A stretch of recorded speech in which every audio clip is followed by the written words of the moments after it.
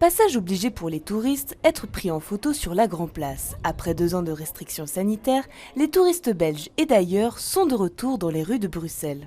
Nous sommes venus voir Bruxelles parce que j'aime les histoires de détectives et Hercule Poirot est mon personnage préféré et bien sûr j'aime le chocolat. La Grand Place, et puis le Mannequin Place, et puis tout ce qui est quartier d'affaires, le Parlement et peut-être quelques musées. Mini-Europe, musée, art nouveau ou parcours BD, les activités touristiques sont nombreuses à Bruxelles. Mais l'un des symboles incontournables reste le Mannequin Peace dont la taille surprend.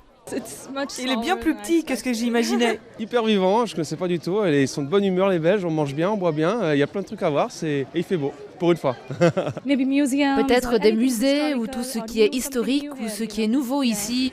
Mais la particularité de cet été, c'est la musique. Concerts et festivals attirent les visiteurs du monde entier.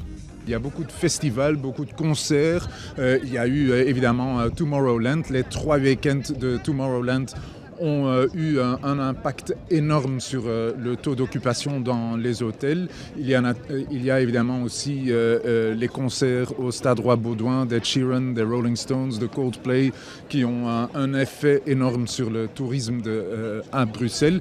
Mais pour le moment, il est un peu tôt pour dresser un bilan de l'été en matière de tourisme. Mais on constate une augmentation de la fréquentation au fil des mois. Les week-ends, on devrait atteindre les taux d'occupation comme on a connus en 2019. Ce n'est pas encore le cas par contre sur les jours de semaine, donc une différence entre les week-ends et les semaines. Mais il faut dire que les week-ends ont été marqués par de nombreux événements. De quoi sera fait le mois d'août? Comment évoluera la situation sanitaire?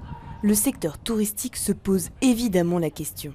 Mais pour l'heure, sur la Grand Place de Bruxelles, les langues étrangères résonnent à nouveau et le charme des recettes traditionnelles opère toujours.